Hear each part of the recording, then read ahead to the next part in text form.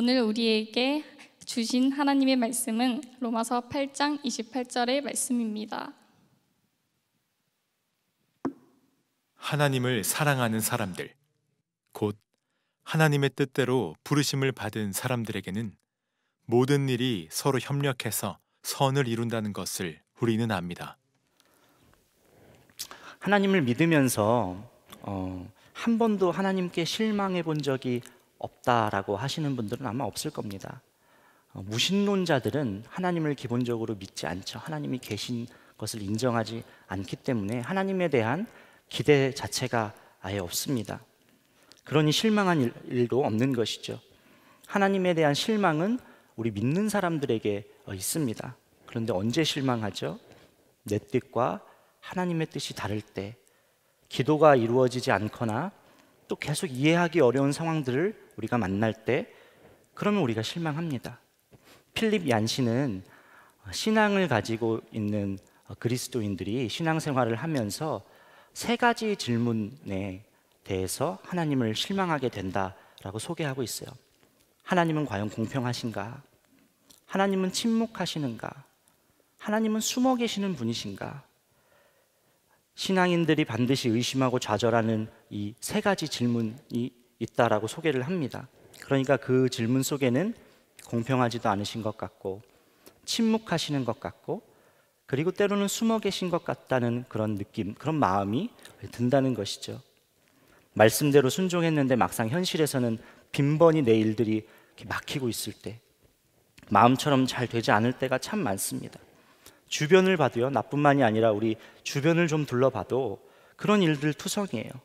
사회 부조리는 계속되고, 약한 사람들은 계속해서 어려움을 겪게 되고, 그리고 또 하나님의 도우심이 필요한 그 손길에는 마치 흘러가는 것 같지 않은 그런 이해할 수 없는 재난과 기근이 계속해서 우리 주변에 있어요.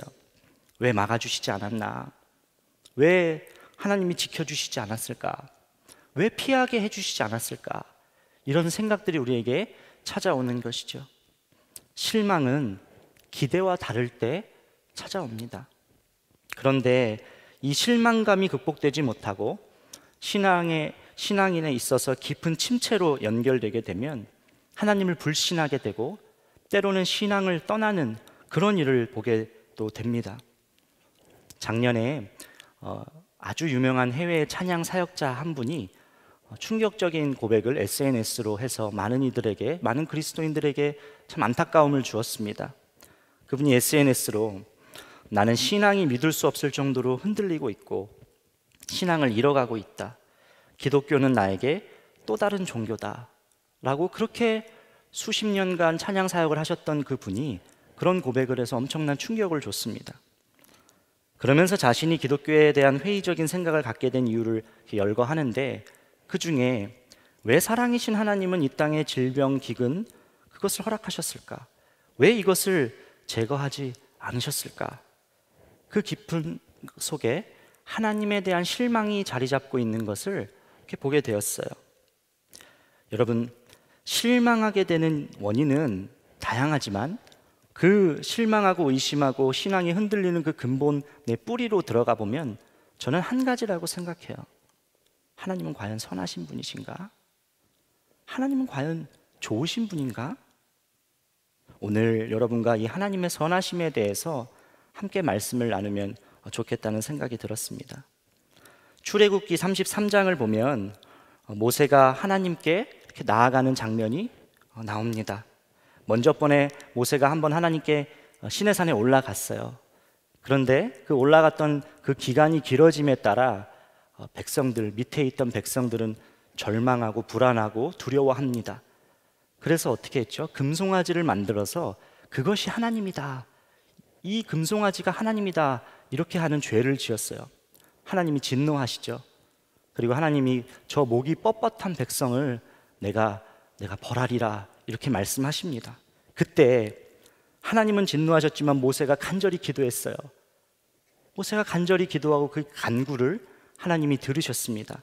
그리고 재앙을 거두셨어요.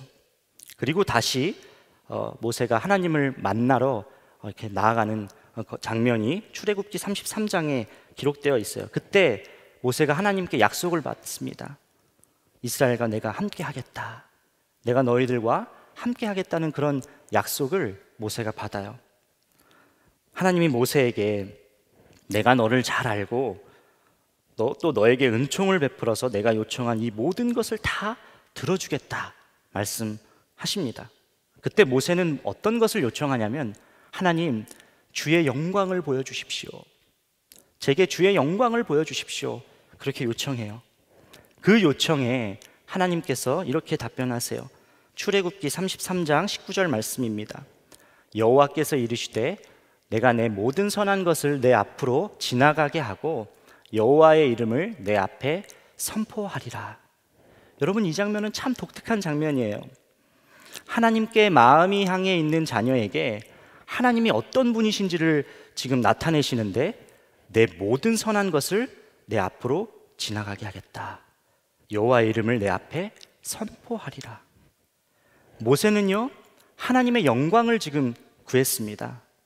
그런데 하나님은 내 모든 선한 것을 내 앞으로 지나가게 하셨다. 하나님의 선하심으로 지금 답하고 있는 거예요. 하나님이 이 선하심을 드러내시며 답하고 계신 이 장면이 뭘 의미하는 것이죠? 하나님의 영광을 구했잖아요.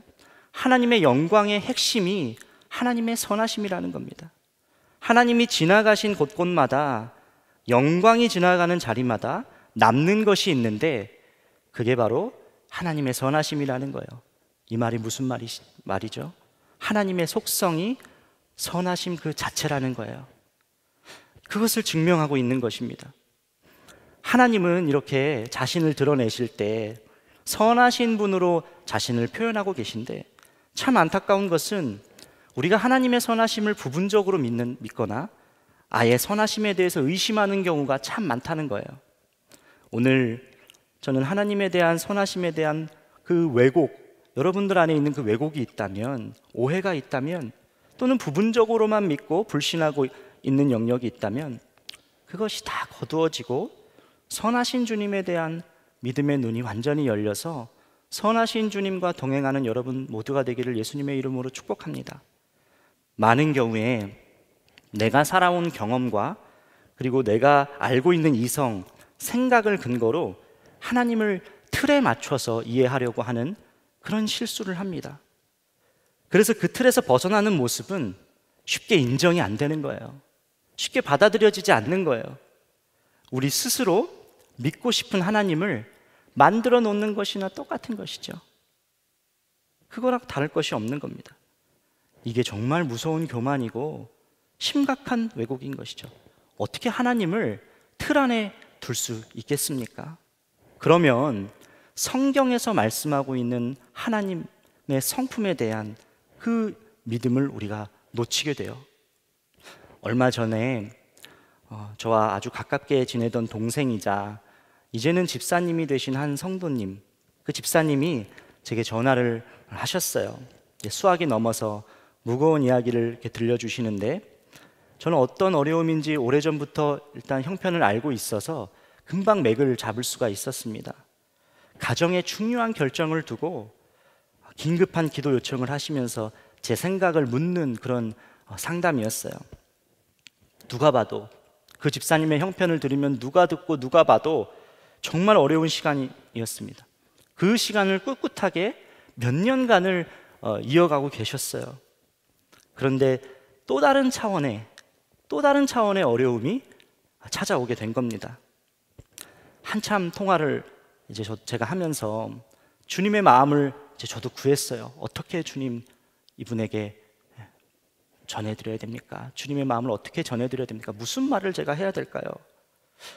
그런데 주님이 분명하게 제 안에 선명하게 알려주시는 것은, 너는 지금 그 문제에 대한 해결에 집중하지 말아라. 문제에 대한 해결에 집중하지 말고 그 집사님이 회복되어야 할 것이 있다는 것을 너는 알아야 된다.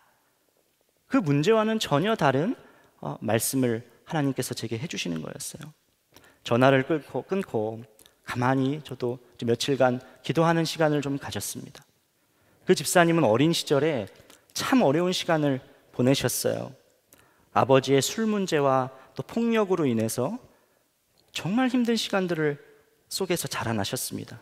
경제적인 어려움은 말할 것도 없고 매 순간순간이 두렵고 불안한 그런 현실일 수밖에 없는 것이죠. 그렇게 긴 터널을 지나가시다가 평생 자신의 속을 썩이던 아버님께서 몇 년 전에 돌아가신 거예요. 아버지를 떠나보내는 아픔은 자식으로서 평상시에 어떠한 관계였는지와 상관없이 굉장히 슬프고 힘든 일인 것이죠. 가슴 아픈 일입니다. 그런데 아버지의 부재만큼 아픈 것은 육신의 아버지로 인하여 만들어진 그 하나님 아버지에 대한 왜곡된 이미지, 오해, 그것이 참 가슴 아팠어요. 하나님을 따뜻하고 좋으신 분으로 믿다가도, 그런데 그동안 늘 자신의 삶 속에서 풍파가 끊이지 않았으니까 삶이 조금 평탄하다고 느끼면 불안한 거예요. 또 새로운 문제를 만나게 되면 불안한 거예요.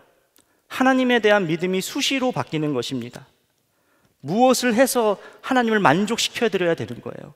이분에게 있어서는 내가 사랑받을 존재로 애써야 하나님은 사랑해 주시는 분이고, 노력해야 인정해 주시는 분, 그런 하나님에 대한 이미지였습니다. 그러니까 때에 따라서 계속 하나님이 바뀌는 거죠. 나의 어떠함에 따라서 하나님이 바뀌는 것이죠. 무섭고 때로는 율법적인 하나님이에요.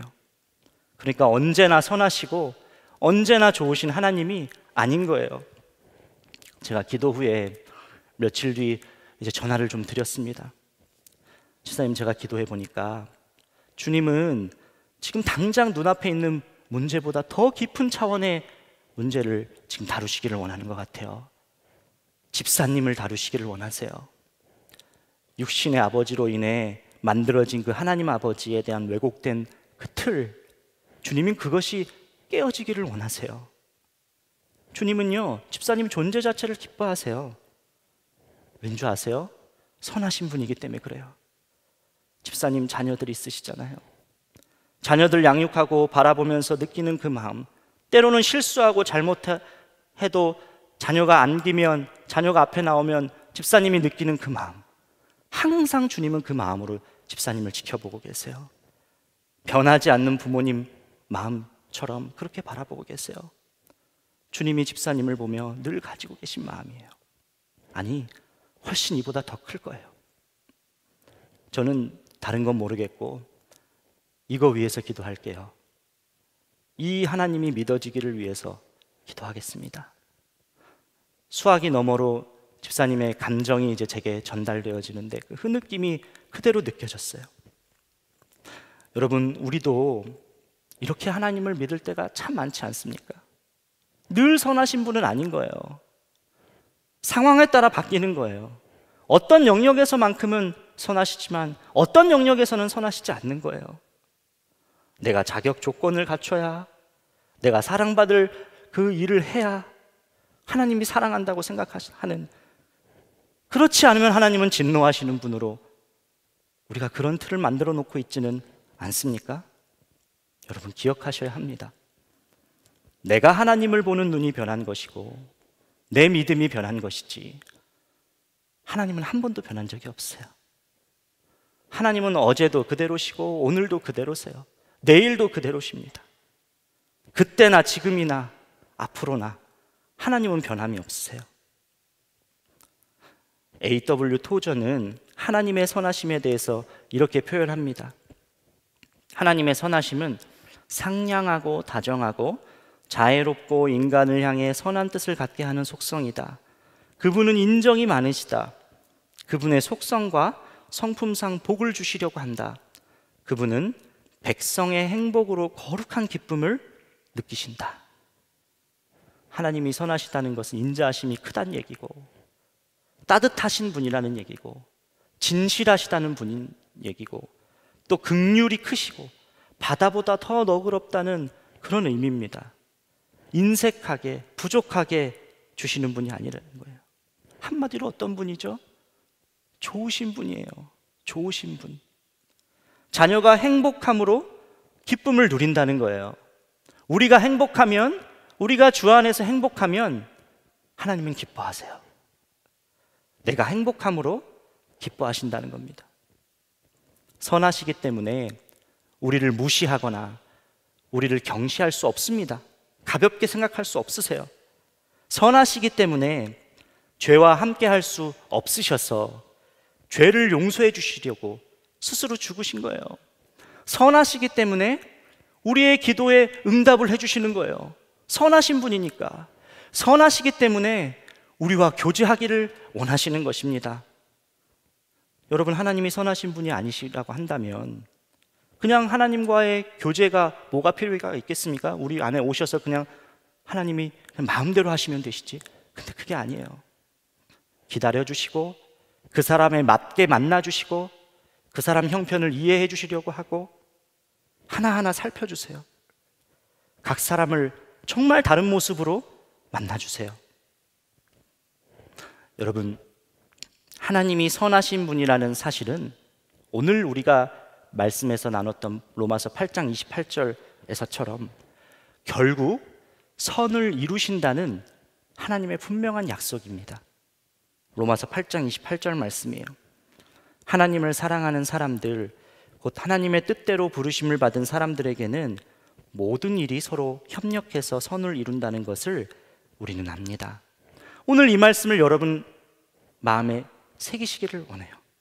이미 많이 들었고 알고 이해하는 정도 차원이 아니라 지워지지 않도록 이 말씀이 새겨지기를 축복합니다. 우리가 살면서요, 참 부정적인 일들을 많이 만나죠.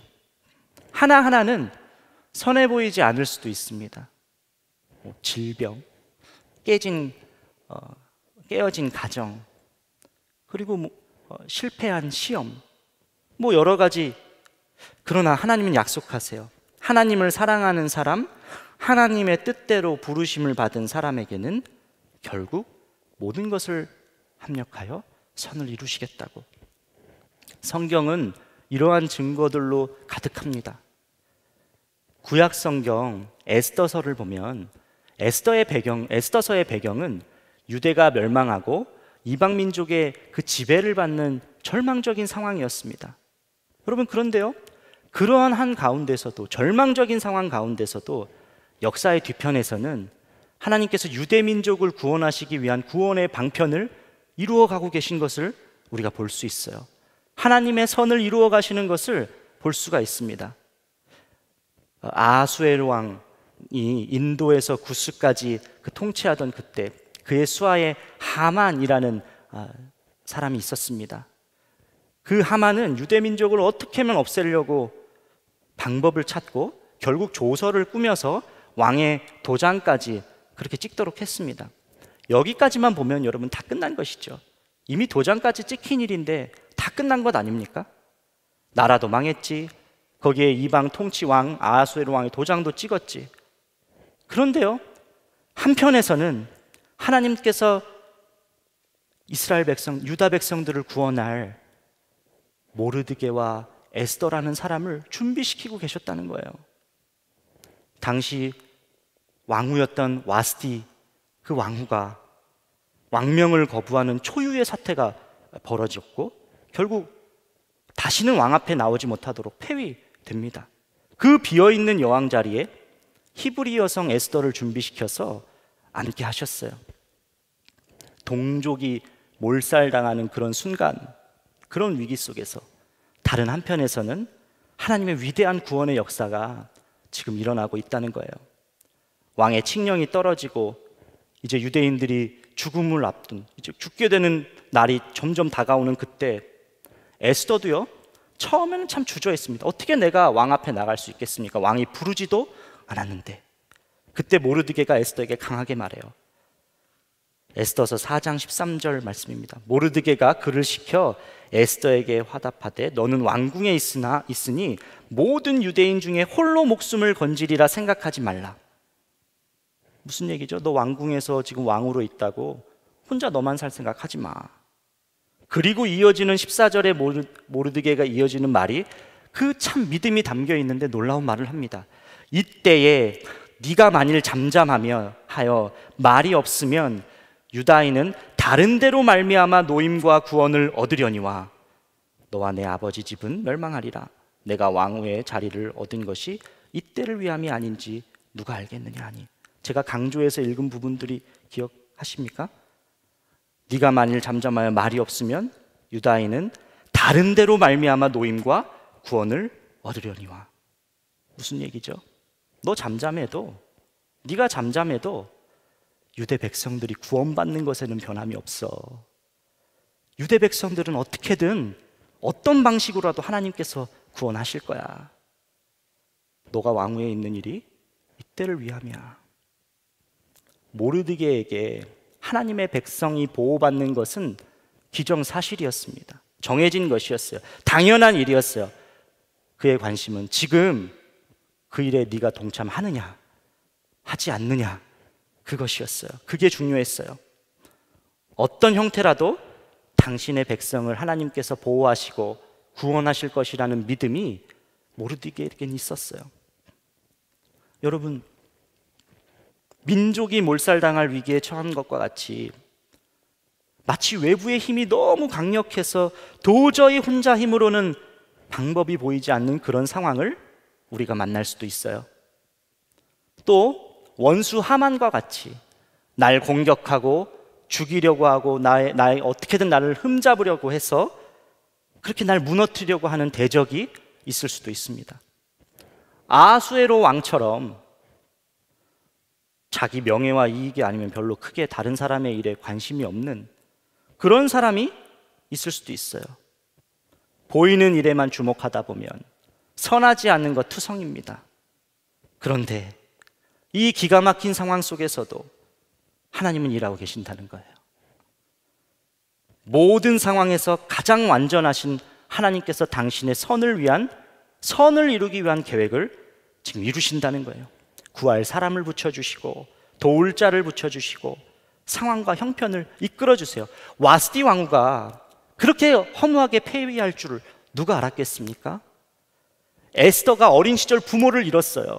부모를 잃고 모르드게의 집에서, 가족 모르드게의 집에서 그렇게 자라서 결국 여왕이 될 줄 누가 알았겠습니까? 하만이 자신이 만든 그 장대 위에 자기가 달려 죽을 줄 누가 알았겠습니까? 이 일은 다 누가 하신 것이죠? 하나님이 하신 거예요. 주님이 하신 거예요. 모든 것을 재료 삼아서 결국 하나님은 당신의 일을 하신다는 거예요. 중요한 일은 뭐죠? 그때에 그 일에 우리가 쓰임받기를 원하느냐, 반응하기를 원하느냐, 그것이 우리에게 정말 중요합니다. 여러분, 요셉을 봐도요, 형들에게 버림받아 애굽에서 표현할 수 없는 고통을 요셉이 당했습니다. 종살이도 했고 감옥살이도 했고 비참할 대로 비참한 삶을 살다가 결국 애굽의 총리가 됐습니다. 형들을 다시 상봉했을 때, 그리고 요셉은 형들도 지난번에 나눴던 것처럼 용서했어요. 그러나 형들에게는 불안함이 있었어요. 어떤 불안함이 있었죠? 요셉의 마음이 바뀔까 봐. 혹시라도 요셉의 마음이 바뀔까 봐. 아버지 야곱이 죽고 난 다음에는 그 더 불안함이 컸습니다. 그래서 요셉에게 편지를 쓰죠. 그리고 그것도 모자라서 요셉에게 찾아가요. 찾아가서 뭐라 그러냐면 우리는 이제 아우님의 종입니다 고백해요. 그때 요셉이 형님들 두려워하지 마세요. 어떻게 제가 하나님을 대신하겠습니까? 그리고 그 이어서 우리가 잘 알고 있는 놀라운 고백을 합니다. 당신들은 나를 해하려 하였으나 하나님은 그것을 선으로 바꾸사 오늘과 같이 많은 백성의 생명을 구원하게 하시려 하셨나니. 형들이 자기를 죽이려 하고 팔아넘기고 억울한 누명을 씌워서 또 감옥 생활을 하고 그에게 일어났던 하나하나의 사건들을 보면요, 선과 거리가 멀어 보입니다. 그러나 결국 선하신 하나님의 손에 그것이 붙들어지고 나니까 하나님께서는 그 일을 선으로 바꾸셔서 놀랍게 요셉을 통하여 민족을 구원하는 그 일에 요셉을 사용하신 거예요. 모르드게도 요셉도 하나님을 보는 믿음이 달랐어요. 선하신 분이라는 안경을 쓰고 하나님을 믿었습니다. 자신들이 처한 위기를 보는 마음이 달랐어요. 모든 일을 선으로 바꾸시며 선을 이루시는 그 하나님을 신뢰하면서 모르드게도 요셉도 걸어갔던 겁니다. 여러분, 우리도 똑같죠. 성경에 있는 이 이야기가 성경에만 있는 일이 아니죠. 우리에게 하신 약속인 것입니다. 선하신 주님이 우리 안에 계시다는 거예요. 선하신 주님이 우리 안에 계세요. 결국 가장 선한 길로 인도하시고 우리를 이끄십니다. 지금 처한 형편이 도저히 길이 보이지 않는다고 해서, 또 어려움이 계속 될 것만 같다고 해서 절망할 필요가 없습니다. 그것이 끝이 아닙니다. 하나님의 권능의 팔에 붙들리면 결국 하나님은 선을 완성하십니다. 중요한 것은 우리가 이 일에 쓰임받기를 갈망한다는 그 마음의 중심이에요. 여러분, 가만히 한번 지금 지나온 인생을 한번 돌이켜봐도 여러분의 삶 속에서 선하신 하나님의 역사하신 흔적들이 가득할 겁니다. 지나온 삶을 돌아보면 금방 깨달아져요. 그래서 예수님 믿도록 이끌어 주셨고, 지금 주일날 예배하게 하나님께서 그렇게 인도해 주셨고, 날 구원해 주셨고, 위기의 순간순간들이 있었지만 날 지켜주셨고, 날 도우셨고, 날 보호해 주셨어요. 몇 개월 전 썼던 동행일기, 몇 년 전에 썼던 동행일기들 여러분 읽어보신 적 있으세요? 한번 읽어보세요. 하나님의 선하심의 흔적이 거기에 가득 기록되어 있을 것입니다. 얼마나 놀랍게 이끄셨는지 그때와 지금과 비교해보면 그것이 너무 극명하게 나타날 거예요. 왜 이런 형편을 맞이하게 됐는지, 또 이해하기 어렵고 마냥 기다림이 길어지는 이 시간, 결코 이 시간이 낭비되는 시간이 아닙니다. 허비되는 시간이 아니에요. 선하신 하나님을 곳곳에서 경험할 수 있게 되는 시간입니다. 시편 34편 8절에 너희는 여호와의 선하심을 맛보아 알지어다. 그에게 피하는 자는 복이 있도다. 이 시는 다윗이 도망자 신세 때 쓴 시입니다. 선하심을 맛보는 거예요. 선하심은 경험하는 거예요. 이 믿음이 다윗을 지탱했던 힘이었습니다. 지금 우리가 겪고 있는 모든 그 일 또한 주님이 우리를 쓰시기 위한 준비되는 시간입니다. 버릴 것이 없는 시간이에요. 전부 의미 있는 시간입니다. 저는 결혼한 지 이제 만 9년이 넘었습니다. 결혼 초기에 참 지금 생각해도 저희 가정에 참 많은 일들이 일어났었습니다. 결혼 첫 해 그 아내의 외할아버지가 그렇게 소천하셨어요. 갑자기 돌아가셨어요. 그리고 그 이듬해 다음해에는 아내의 외할머님이 파킨슨병이 있으셨는데 합병증이 오셔서 돌아가셨어요. 그리고 저희 장인어른께서 결혼한 지 얼마 되지 않고 이제 건강검진을 처음 이렇게 받으셨는데 그때 위암 진단을 받으셨습니다. 한동안 저희 가정이 가장 큰 기도 제목이기도 했습니다. 뭐 수술도 여러 차례 하고 항암 치료도 이렇게 이어가셨지만 안타깝게 한 2년 넘게 투병하시면서 소천하셨어요. 2013년에.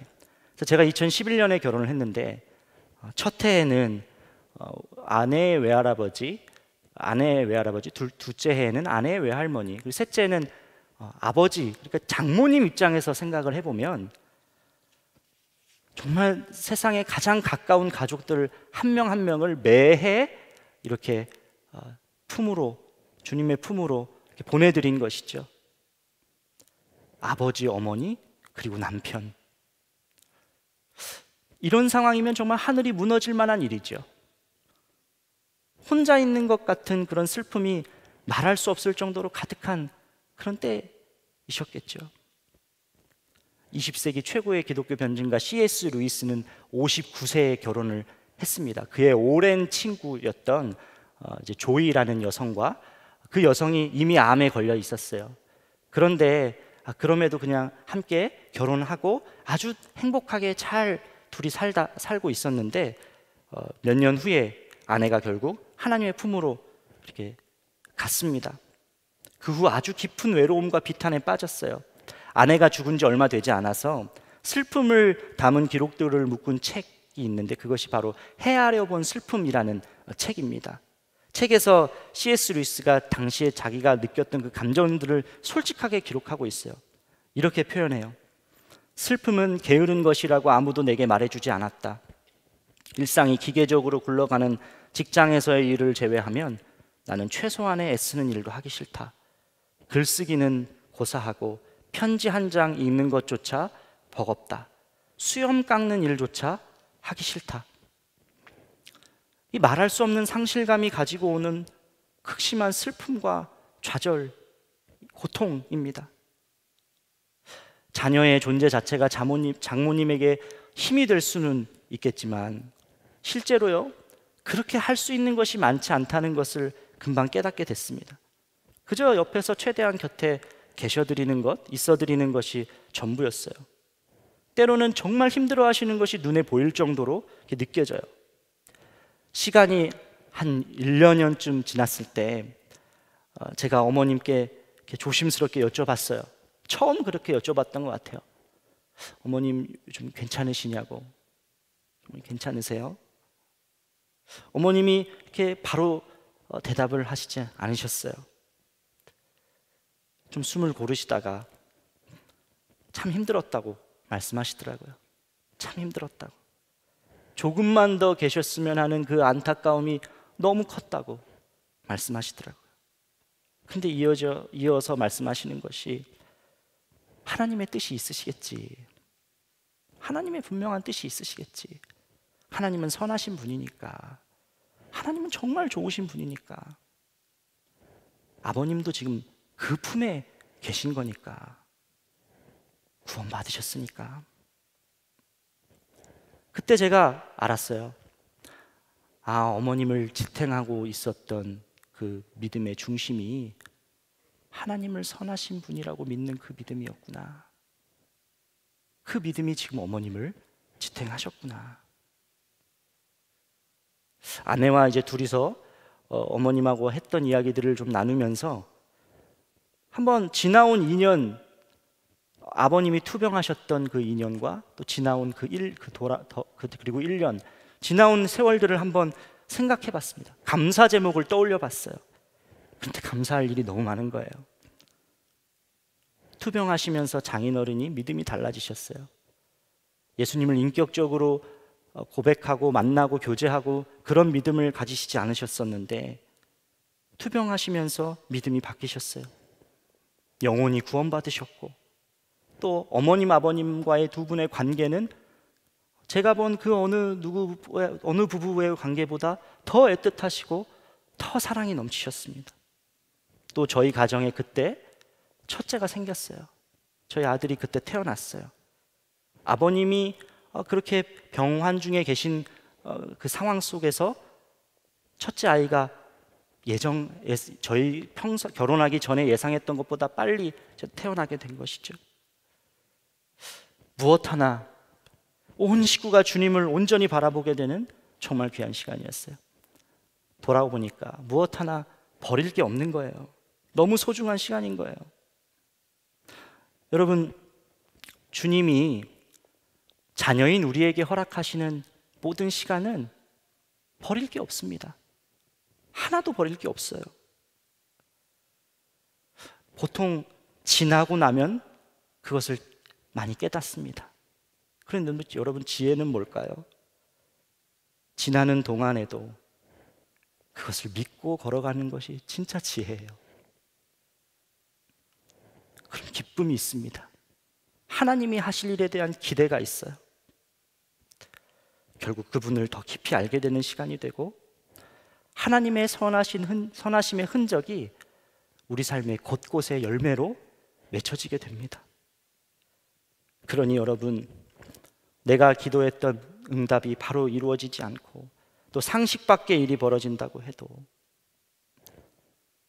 그렇다고 해도 여러분, 그 시간 안에 하나님의 역사의 한편에서 일하시는 하나님의 선하심에 대한 신뢰를 갖고 주목하시면 결국 하나님께서는 놀랍게 말씀을 이루어 가시는 것을 여러분들이 경험하게 되십니다.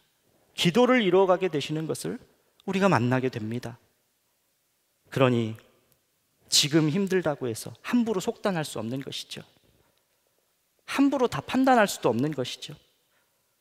선하신 주님만을 붙들고 그저 그분과 함께 묵묵하게 동행하며 사는 것이 우리 믿는 자에게 있는 특권과 복입니다.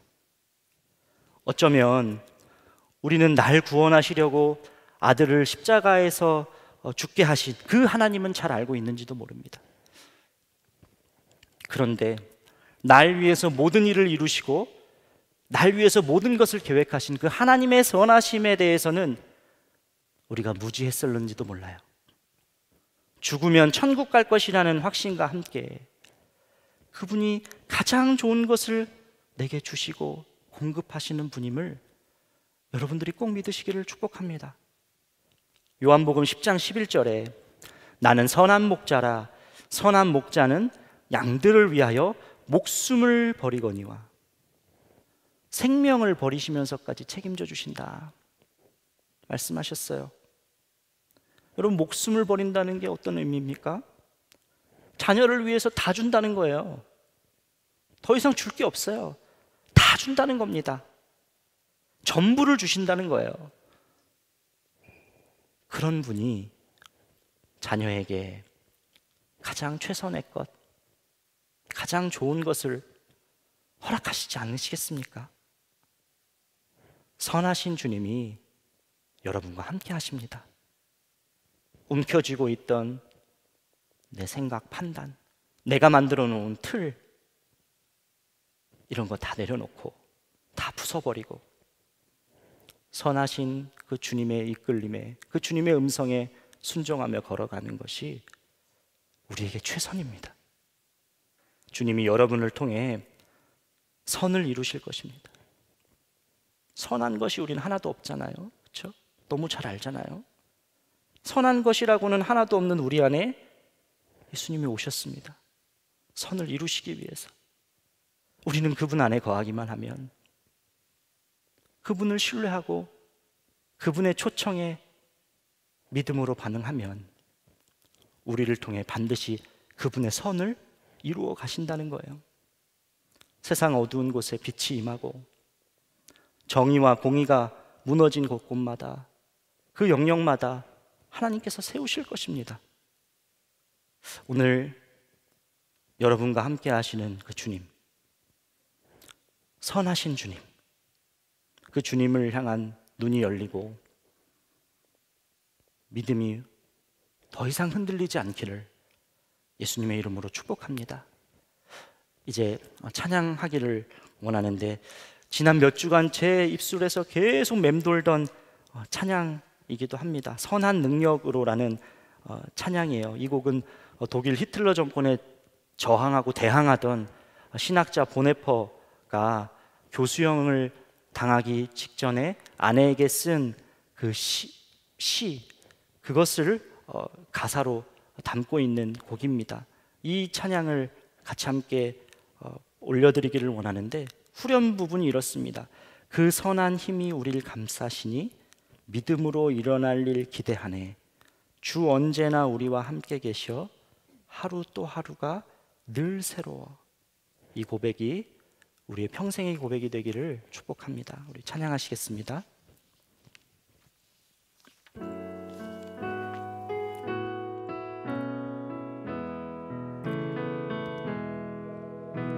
그 선한 힘에 고요히 감사요.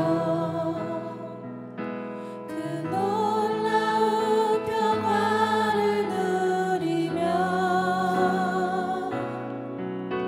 나 그대들과 함께 걸어가네. 나 그대들과 한 해를 여네.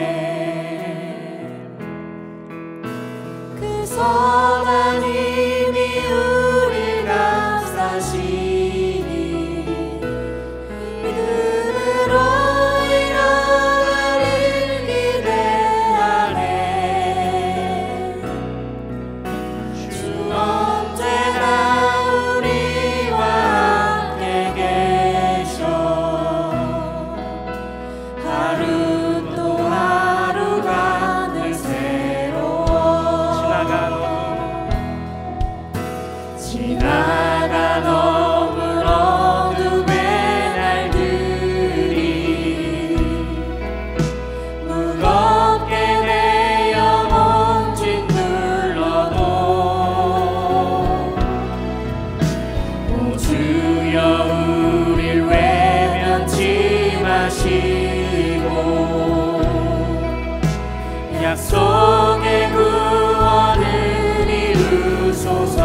그 선하님이 우릴 감싸니 그 선하님이 우릴 감싸시니 믿음으로 일어나리 기대하네. 주 언제나 우리와 함께 계셔. 주 언제나 우리와 함께 계셔. 하루 또 하루가 늘 새로워. 주께서 밝히신 작은 촛불이 주께서 밝히신 작은 촛불이 어둠을 헤치고 타오르네. 어둠을 헤치고 타오르네. 그 빛에 우리 모두 하나 되어 그 빛에 우리 모두 하나 되어 온 누리에 비추게 하소서. 온 누리에 비추게 하소서. 선포하십시다. 그 선하님이 우릴 감싸시니 믿음으로 일어나리 기대하네. 주 언제나 우리와 함께 계셔. 하루 또 하루가 늘 새로워. 이 고요함이 깊이 번져갈 때 이 고요함이 깊이 번져갈 때 저 가슴 벅찬 노래 들리네. 다시 하나가 되게 이끄소서. 당신의 빛이 빛나는 이 밤. 그 선하님이 우릴 감싸시니 그 선하님이 우릴 감싸시니 믿음으로 일어나리 기대하네. 주 언제나 우리와 함께 계셔. 주 언제나 우리와 함께 계셔. 하루 또 하루가 늘 새로워. 그 선하님이 우릴 감싸시니 그 선하님이 우릴 감싸시니 믿음으로 일어나리 기대하네. 주 언제나 우리와 함께 계셔. 하루 또 하루가 늘 새로워. 우리 이 시간 두 번에 나눠서 기도했으면 좋겠습니다. 여러분 중에 혹시 하나님께 실망하신 분 계십니까? 내 모습을 보면 볼수록 또 돌아가는 상황 밖을 봐도 소망이 없는 것처럼 느껴지시는 분들, 오늘 이 모든 역사의 주관자 되시는 그 하나님의 일하심을 보는 믿음의 눈이 여러분에게 열리기를 축복합니다. 나라를 뺏기고 민족 모두 몰살당할 수밖에 없는 그 상황에서도 모르드게를 깨어있게 하시고 에스더를 준비시키시고 또 기가 막힌 인생을 살아간 요셉을 통해서 결국 이스라엘 형제 전체를 구원할 수 있도록 하나님께서는 역사하셨습니다. 이미 우리 문제 가운데 들어와 일하고 계시는 그 주님을 보는 눈이 열리게 하여 주시옵소서.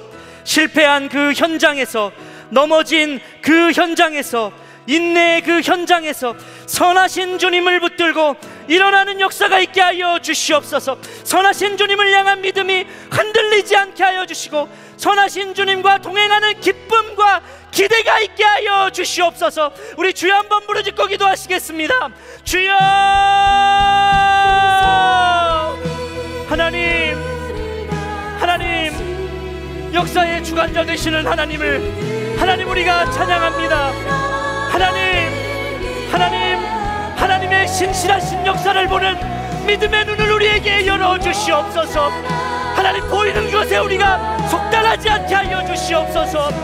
하나님, 우리의 믿음이 하나님의 선하심과 하나님의 신실하심을 하나님 거기에 주목하는 믿음이 되게 하여 주셔서 하나님, 우리가 절망으로 끝나지 않고 보이는 것에 아버지 우리의 모든 시선을 두지 않게 하여 주시고 영원한 것 한 번도 쉬지 않고 일하시는 하나님의 신실하심을 보는 하나님의 선하심을 보는 하나님 믿음이 우리에게 복되게 하여 주시옵소서.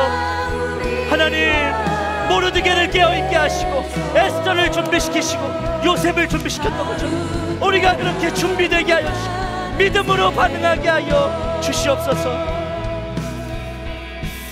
우리 시간 한 번 더 기도했으면 좋겠습니다. 오늘 말씀에서 하나님을 사랑하는 사람들, 곧 하나님의 뜻대로 부르심을 받은 사람들에게는 모든 일이 서로 협력해서 선을 이룬다 말씀했습니다. 이 말씀을 그대로 우리가 우리의 것으로 취했으면 좋겠습니다. 선하신 주님은 나 한 사람을 통해서도 선하신 일을 이루시기도 원하지만 또 우리 공동체가 연합해서 강력한 일을 하시기를 또 원하십니다. 주님의 초대에, 주님의 초청에 오직 믿음으로만 반응하는 공동체 되게 하여 주시옵소서. 우리 교회가 하나님의 선을 행하는 도구가 되게 하여 주셔서 약하고 어려운 이웃들, 우리가 그들의 손을 붙들게 하여 주시고 세상의 곳곳에 무너진 정의와 공의를 세우는 일에 선하신 하나님의 능력의 통로로 예수동의 공동체로 우리가 세상 가운데 견고하게 서게 하여 주시옵소서. 결국 이루실 하나님의 나라에 우리 공동체가 믿음으로 반응하게 하여 주시옵소서. 우리 주여 한번 부르짖고 다시 한번 기도하겠습니다. 주여!